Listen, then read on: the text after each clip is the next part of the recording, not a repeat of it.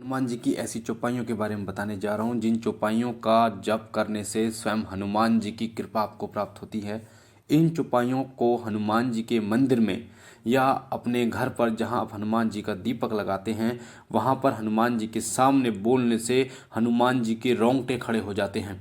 वो ललकारते हैं और उनके अंदर अथाह शक्ति का वेग आ जाता है और वो आपके जो समस्त संकट हैं उनको काटने में पल की भी देरी नहीं करते। आपके घर में जितने भी परेशानियां संकट होती हैं क्षण भर में उन्हें नष्ट कर देते हैं। ये जो चौपाइयाँ हैं ये सुंदरकांड की चौपाइयाँ हैं और इन चौपाइयों का जप करने से मात्र से ही हनुमान जी जो है वो पवन रूप में उड़ना शुरू कर देते हैं। इन चौपाइयों के माध्यम से हनुमान जी अतुलित बल धामा कहलाते हैं। इन चौपाइयों के जाप से हनुमान जी अपनी समस्त जो शक्तियां हैं उनको याद करते हुए आपके समस्त संकटों को काट देते हैं और पल भर में क्षण भर में आपके पास आकर खड़े हो जाते हैं। जो लोग कहते हैं ना हनुमान जी के दर्शन नहीं होते, आज उन लोगों के लिए मैं खास बता दूं जिनको हनुमान जी के दर्शन करने हैं। ये दो चौपाई बता रहा हूँ, सुंदरकांड की चौपाई हैं और ये बहुत ही विकट चौपाइयाँ हैं, शक्तिशाली चौपाइयाँ हैं। इन चौपाइयों के पढ़ने मात्र से हनुमान जी हाजिर हो जाते हैं। ये चौपाइयाँ उस समय जो रीछपति थे उस समय हनुमान जी से बोली गई थी, जिस समय जब बात हो रही थी कि लंका जो है 100 कोस का 100 योजन का जो समुद्र है इसको कौन लांग कर और लंका जाएगा और सीता माता की खबर लेके आएगा। तब उस समय रीछपति जो थे जामवंत जी उन्होंने हनुमान जी को ये चौपाइयाँ बोली थी। और जब रीछपति जामवंत जी ने हनुमान जी को ये चौपाइयाँ बोली थी तो हनुमान जी एक विकट गर्जना करी थी हनुमान जी ने, और एक विकट गर्जना कर कर अपने शरीर का आकार इतना बढ़ा लिया था उन्होंने और मैनाक पर्वत पे जाकर खड़े हो गए थे और एक तरीके से बहुत गर्राए थे और बुरी तरीके से जिसे कहते हैं रावण को चुनौती दी थी उन्होंने कि मैं अब आ रहा हूँ। और हनुमान जी ने अपनी समस्त शक्तियों का स्मरण करते हुए अपनी शक्ति बल एक बाहुबल से उस मैनाक पर्वत से छलांग लगाई थी, जिसके कारण कहा जाता है कि मैनाक पर्वत जो था वो पाताल में चला गया था। पाताल में मात्र हनुमान जी की एक छलांग लगाने से वो पाताल में चला गया था। तो मैं वो जो चौपाइयाँ हैं वो आपको बताने जा रहा हूँ। इन चौपाइयों को ध्यान से सुनना। आपको इन चौपाइयों का जो जाप अगर आप हनुमान जी की सिंदूरी मूर्ति के सामने करते हैं तो हनुमान जी बहुत जल्दी प्रसन्न होते हैं और आपके काज को करते हैं। आपको ध्यान दिला दूं कि जब भी इन चौपाइयों का स्मरण करें तो हनुमान जी को गुड़ में घी लगाकर हनुमान जी को भोग अर्पण करें और हनुमान जी की जोत जलाएं। चाहे आप चमेली के तेल की जोत जलाएं, चाहे आप तिल के तेल की जोत जलाएं, चाहे आप घी की जोत जलाएं और राम दरबार जो है वो अपने सामने रखें।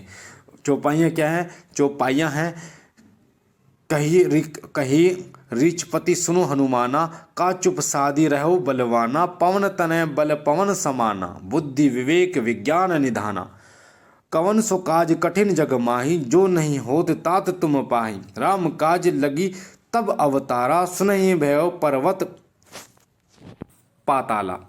ये चौपाइयाँ हैं हनुमान जी की और ये आपको सुंदरकांड में भी मिल जाएंगी। गूगल पे डालोगे सुंदरकांड में भी मिल जाएंगी आपको। और कहिए रीछपति सुनो हनुमाना, का चुप सादी रहो बलवाना, पवन तनय बल पवन समाना, बुद्धि विवेक विज्ञान निधाना, कवन सो काज कठिन जग माही, जो नहीं होत तात तुम पाही, राम काज लगी तब अवतारा, सुनत भय पर्वत पाताला। ये जो चौपाइयाँ हैं इसमें जो रीछपति हैं जामवंत जी हनुमान जी को उनका बल याद दिला रहे हैं और हनुमान जी से बोल रहे हैं कि हे हनुमान जी, हे बलवान, सुनो, तुमने ये चुप्पी क्यों साध रखी है? तुम पवन के पुत्र हो और बल के समान हो। आपका जो बल है वो अतुलित बल है।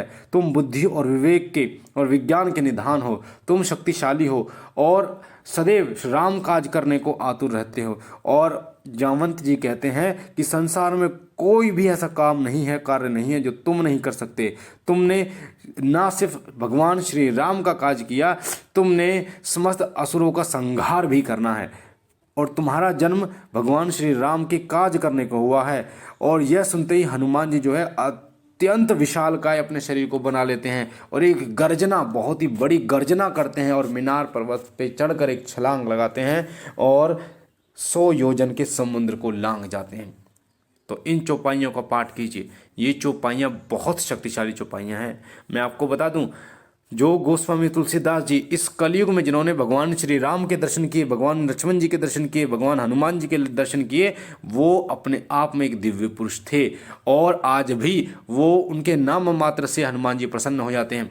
हनुमान चालीसा में कहा जाता है, तुलसीदास सदा हरिचेरा कीजिए नाथ हृदय में डेरा। तो जो व्यक्ति तुलसीदास जी का नाम हनुमान जी से जोड़ देता है उस पर हनुमान जी की असीम कृपा हो जाती है।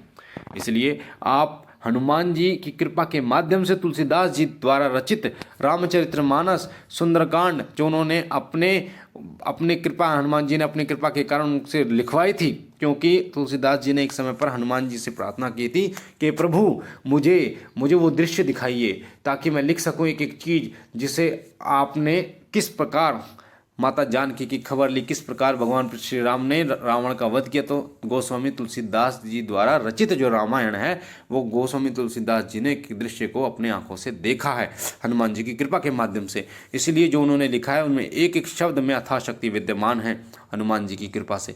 तो तुलसीदास जी द्वारा जो भी शब्द रटा जाएगा, जपा जाएगा, उसमें अथाह शक्ति होगी। इसलिए आप इन चौपाइयों का पाठ कीजिए और हनुमान जी की कृपा प्राप्त कीजिए। आप देखेंगे, स्वयं अनुभव करेंगे कि मात्र 11 दिन इन चौपाइयों का पाठ करने से, 15 मिनट पाठ करने से आपको हनुमान जी के दर्शन जरूर होते हैं और आप पर वो कृपा करते हैं। और आपके संकट जो है वो पता भी नहीं चलता कि आपके घर में क्या संकट था, वो आपके संकट को तुरंत काट देते हैं। तो मुझे आशा है हनुमान जी की कृपा आपको प्राप्त रहे, भगवान शिव शंकर भोलेनाथ की कृपा आप पर पड़ती रहे।